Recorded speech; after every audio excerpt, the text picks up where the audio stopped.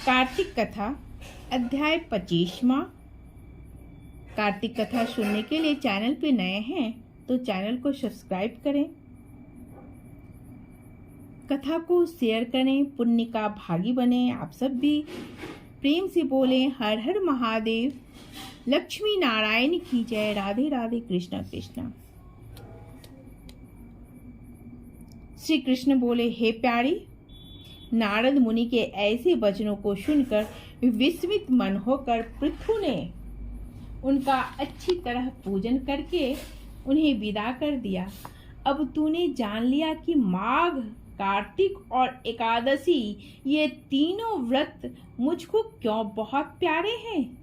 वनस्पतियों में तुलसी, महीनों में कार्तिक, तिथियों में एकादशी और क्षेत्रों में द्वारिका मुझको अति प्यारी है।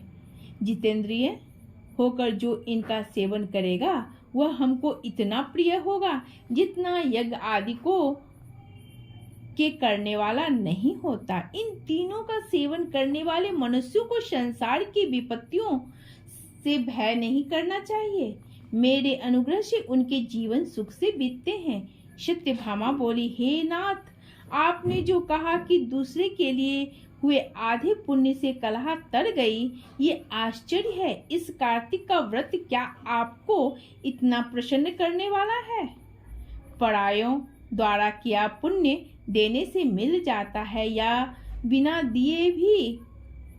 सो आप कहो। श्री कृष्ण बोले, बिना दिए हुए पुण्य और पाप जिस कर्म से मिलते हैं सो तुम सुनो।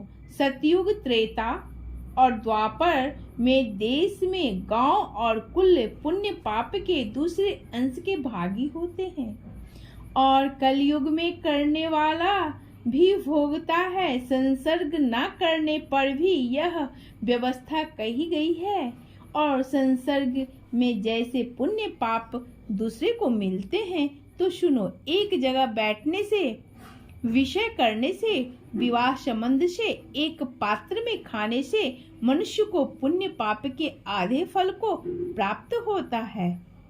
पढ़ाने से, यज्ञ कराने से, एक पंक्ति में भोजन कराने से मनुष्य परोक्ष में पाप और पुण्य के चौथाई फल को प्राप्त होता है। देखने और ध्यान से मनुष्य दूसरे के लिए पुण्य और पाप के 100वें भाग को पाते हैं। दूसरे की निंदा और चुगली करने व अधिकार देने से उसके पापों का ग्रहण करके अपने पुण्य देता है। पुण्य पाप करने वाले मनुष्य की स्त्री, नौकर और शिष्य इनको छोड़कर जो कोई उसकी सेवा करता है और सेवा के अनुसार जो उसे धन ना दिया जाए तो वह सेवा के अनुरूप उसके पुण्य के फल को पा लेता है।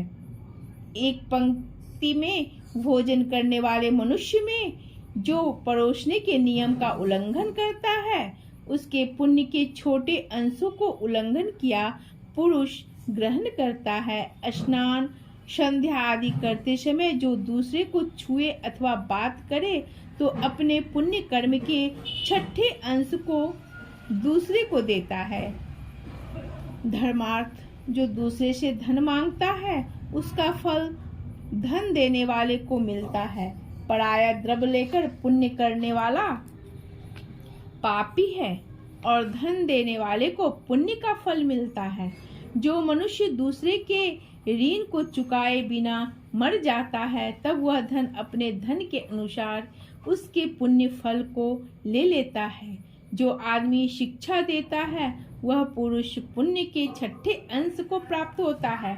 प्रजा के पुण्य पाप के 6ठे अंश को राजा हरता है। इस तरह शिष्य का गुरु, स्त्री का पति, पुत्र का पिता हरता है। पति के अनुकूल रहने और उसके मन को प्रसन्न करने वाली स्त्री पति के पुण्य का आधा भाग ले लेती है।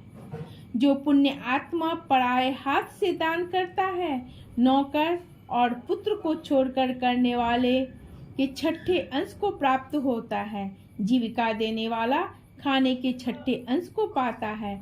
जो वह उससे सेवा न कराए तो ऐसे बिना दिए इकट्ठे पुण्य भी मनुष्य को मिलते हैं, परंतु कलयुग में ये नियम नहीं है। पुण्य और पाप को भोगने वाला कर्ता ही होता है। इसमें एक पुराना इतिहास बड़ा पवित्र उग्र बुद्धि को देने वाला है, उसे सुनो। प्रेम से बोले हर हर महादेव।